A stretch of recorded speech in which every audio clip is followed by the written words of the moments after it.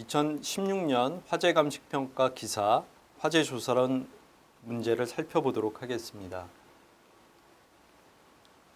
화재 인명피해 조사에 대한 사상자 분류 기준으로 옳은 것을 찾아라라고 하는 건데요. 자, 화재로 인해 5일 이내의 사망자를 당해 사망자로 포함한다. 이거는 잘못되어 있는 내용입니다. 화재가 발생했을 때 발생 시점으로부터 72시간 이내에 사망한 사람을 사망자로 우리가 이야기를 하고 있고요. 자, 입원 중상자는 전치 10주 이상의 입원 치료를 필요로 하는 자. 우리가 중상자라고 하는 것은 3주 이상의 입원 치료를 요하는 경우를 우리가 이야기를 하기 때문에 이것도 잘못되어 있고요. 경상자는 전치 10주 이하의 입원 치료를 필요로 하는 부상자. 자, 전치 3주 이하의 입원 치료를 요하는 경우고요. 통원 치료의 경우에도 이게 해당할 수가 있겠죠. 자, 경상자는 입원 치료를 하지 않는 부상자를 포함한다. 요것이 이제 맞는 설명이 되겠습니다. 정리를 보면 4번이 정답인데 중상자는 전치 3주 이상의 입원 치료를 필요로 하고요. 화재 현장에서 부상을 당한 후 72시간 이내에 사망한 사람을 우리가 화재로 인한 사망자로 이야기를 하고 있습니다. 3주 이하를 경상자라고 얘기를 하고 있고요. 화재 조사 시에 발화 지점의 가설에 대해 사고 실험을 통해 분석적으로 검증하는 방법을 무엇이라고 하느냐. 자, 실험을 통해서 분석적으로 우리가 해결해 나가는 그러한 방법이기 때문에 가설을 세운 부분에 대해서 이러한 경우를 우리가 연역적인 추론이라고 얘기를 하고 있습니다. 그래서 이번에서는 1번이 이제 답이 되겠습니다.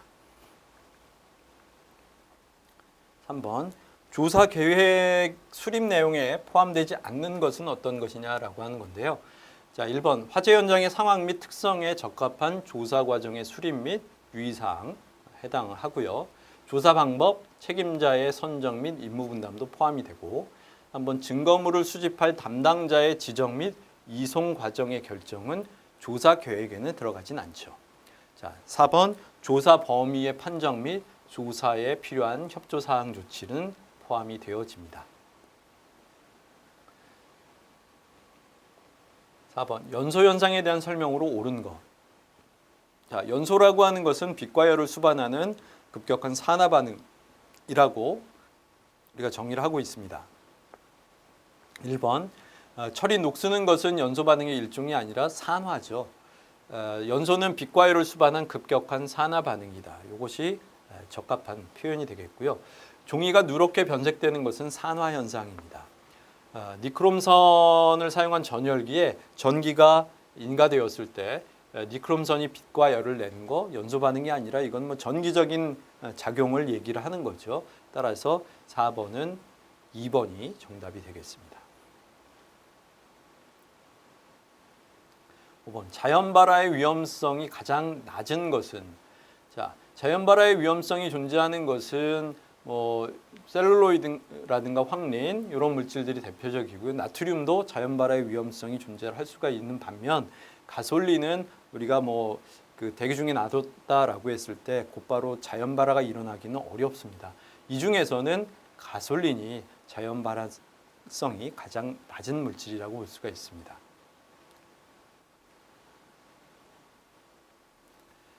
당량비가 2인 급기 부족 화재에서 연소된 연료의 질량이 20g이고 연소로 인해 생성된 일산화탄소의 질량이 10g일 때 일산화탄소의 수율은 어떻게 되어지느냐. 수율이라고 하는 것은 어떤 만들어질 수 있는 어떤 공급되어지는 그런 원료에 대해서 얼마만큼 만들어졌느냐라고 하는 것을 이제 이야기하는 부분이기 때문에, 자, 당량비가 2라고 하는 것은 이제 공기의 부족이라고 하는 그런 상황으로 이제 설명될 수 있는 내용이 되겠고요. 연소된 연료의 질량이 20g이라고 했습니다. 그래서 20g이 다 연소를 하게 되면 일산화탄소가 그대로 20g이 나와야 되는데 여기에서는 10g이 나왔습니다.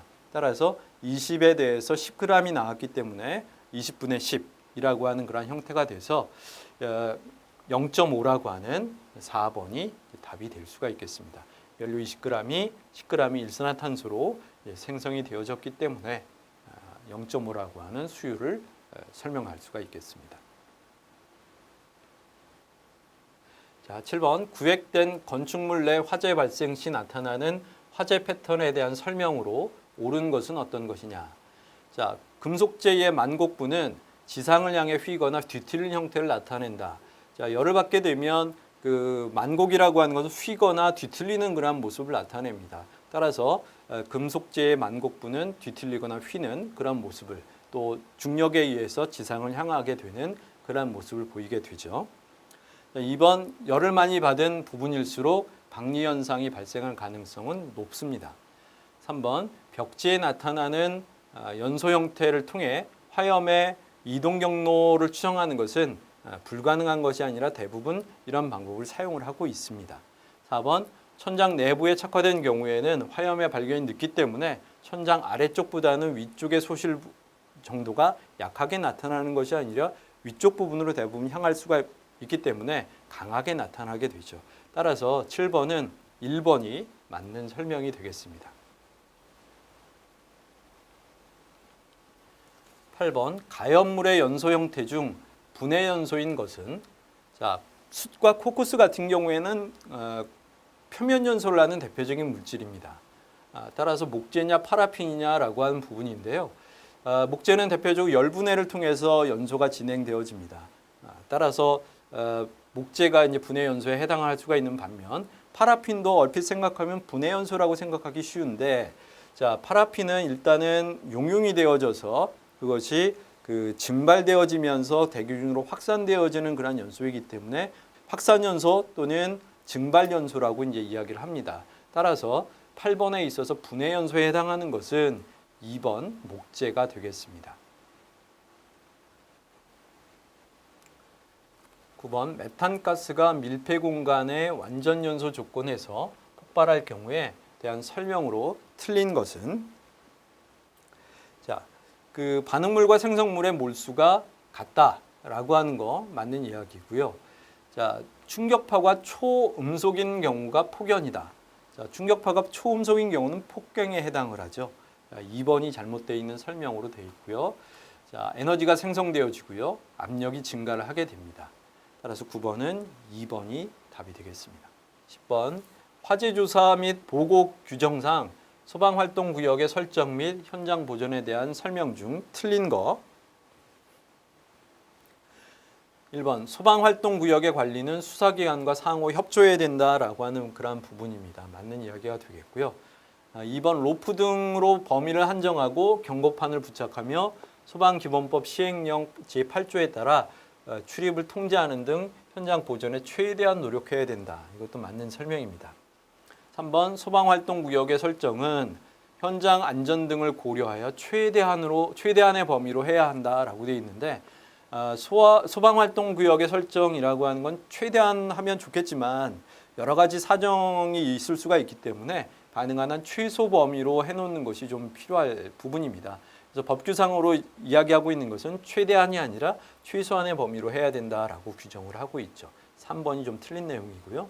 소방서장 등 소화 활동 시 현장 물건 등의 이동 또는 파괴를 최소화하고 원활한 화재 조사 활동이 이루어질 수 있도록 현장 보존에 노력해야 된다라고 하는 것은 맞는 설명입니다.